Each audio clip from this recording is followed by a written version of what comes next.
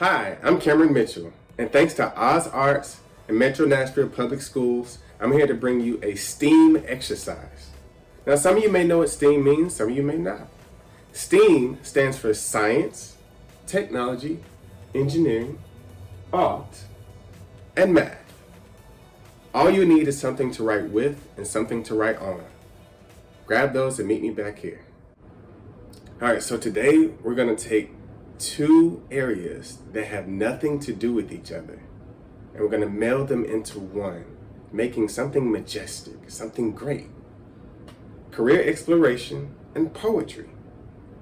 Now you may be thinking, but what if I want to be a neurologist? How does that relate to poetry? Well, I'm here to tell you that it can relate. All I need you to do is follow me through today's activities, and I'll show you how. So, fun fact about me. I am a writer, actor, producer, and a teaching artist. But there is one thing not a lot of people know about me. I have a degree in aerospace, and I can fly planes. So I'm a pilot. Yeah, it's crazy, right? But yes, I really am. I have the ability to go up and fly planes because I have a license to fly. And it's so fun, and there are so many different aspects and things about the world of aerospace, flying planes, and all of that. And every career has its own unique vocabulary and language that it uses. So for instance, let's take a look into the world of aerospace and flying planes when it comes to that language. A plane consists of a few parts that it needs in order to fly in its body. You need wings, a fuselage, which is the body of the plane, or the people go, a propeller or sometimes an engine on the bigger planes, or horizontal and vertical stabilizers. Those are kind of like the little fins on a fish that you see moving in the back. Those really help when it comes to flying up and down too. Those are the pieces that we need for the plane. But the four elements we need for flight are lift, weight, thrust, and drag. We can have the plane all day, but without these four elements, we can't get off the ground. So thrust is where the propeller and the engines come in. They have to thrust us forward, but the thrust has to exceed the drag. So the force that may be pushing against it or pulling back on the plane cannot be more than the thrust. Lift has to exceed the weight in order to get off the ground. But this also works in reverse when we're trying to come back to the ground. The drag needs to exceed the thrust, and the weight needs to exceed the lift. So all these things worked in tandem and are so significant to this world of aviation and aerospace. Now, when you also think about when you're in the air, you got to think about, what are you flying in? It may be a pretty day outside. It may not always work in your favor. Decision making. Decision making is a huge part of the aerospace world. And honestly, it's a huge part of any career that you choose, because you have to make decisions all the time. And these are things that make good leaders. So when you're thinking about this, you want to think, is it okay to fly on a good day? Yes. But is it okay to fly in a thunderstorm? Well, that's probably not good weather to fly in. Or even freezing rain. Rain freezes on impact and makes the weight too heavy so that there isn't enough lift to keep the plane in the sky. These things you have to really factor in, and you have to make those proper decisions. And sometimes these decisions can be difficult, but whether you have to always factor in people, even your own health. Am I in a good place to come to work today because maybe I'm sick, maybe I'm dealing with internal things, and I have to make the right decision that works best for everybody, especially when lives are on the line. Pilots have to fly anywhere from 200 to 400 people on one plane. So you got to make those proper decisions. So, did you know we have to rely on the right sources? Specifically, our instruments and our team.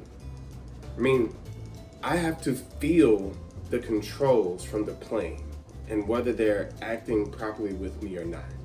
I have to see the instruments that I'm looking at to make sure everything is fine. Because sometimes I could feel like everything is okay, but if I'm in a cloud, everything could seem fine, but I could be falling, spiraling out of the sky. So I have to pay attention to my instruments. And even just 1 degree off, if I'm trying to head to California, Los Angeles, I can end up in Seattle flying from New York. So I have to see the instruments and know where I'm going. Make sure I'm on the right track.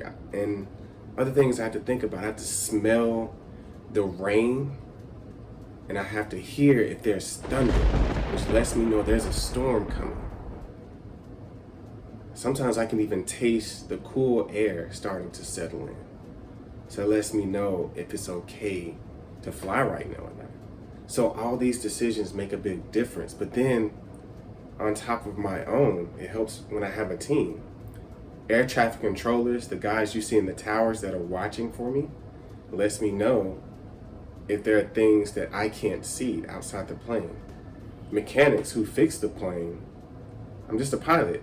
I only fly the plane, I can't fix it. So it's great to have someone who can fix things that may be wrong with it, who can check it out and make sure everything's okay.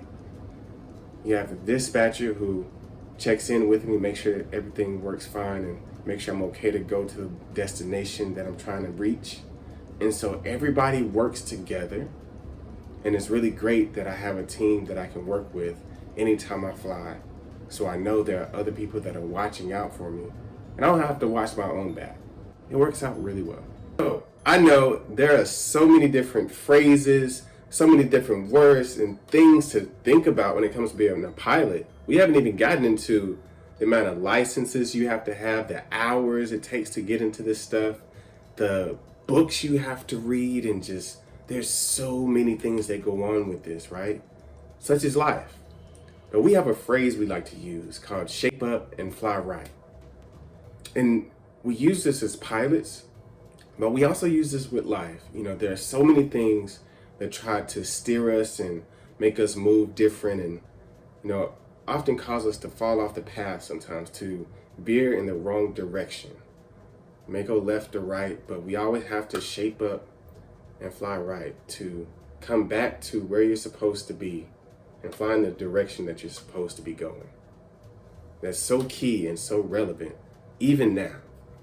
And so I'm going to use all of these words and terms and phrases and things, and I'm going to funnel them into a poem. A very particular poem that we like to call an ode. Maybe you've heard of this type of poetry, maybe you haven't. An ode is a way to celebrate, a toast, a way to praise something or someone. So I'm going to do an ode to my future self. What better person to do that to? And so I'm going to do an ode to my future self using the words and terms that we have done with being a pilot. All right? So I'm going to share an example with you guys what I have using everything we've learned today. All right? So this goes like this. Ode to future self. Shape up. Your heart is your propeller. Thrust forward into the heavens. Don't drag your feet. Fly right. Your dreams are soaring on the wings of freedom, so your path can open wide as the sunset sky. Shape up. Stormy days will come, but I know you will make the right decisions to get through it because you are a leader. Fly right. Don't forget, you are never alone. You have a team to be there for you. Even when the path goes away, don't fear. That gut feeling is your compass. So shape up and fly right.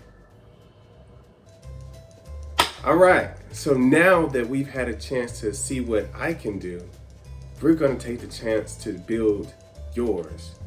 So you're going to get a chance to build your own ode to your future self. And I'm going to help you. The way this goes, we're going to think about careers. Now, there are so many different ones when it comes to police officers, doctors, lawyers, firefighters. We've thought about these things and we've heard them, right? There's so many careers that we haven't heard of or haven't really much thought about, like software engineers. They're the ones who create some of the apps that we use on our phones and laptops. Or what about a zoologist?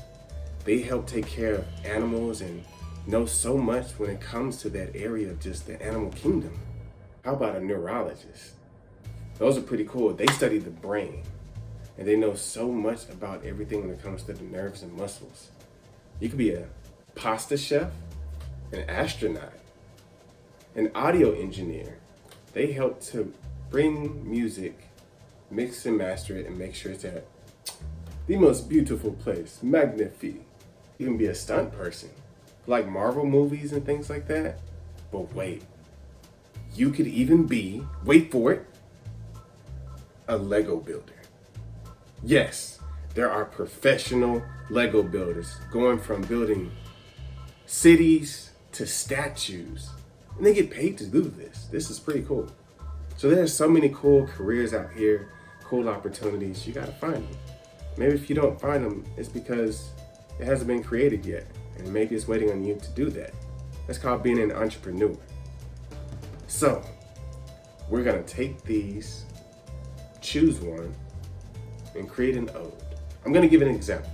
For instance, I will say a zoologist, they tend to use phrases like ecosystems and species, knowing different types of species.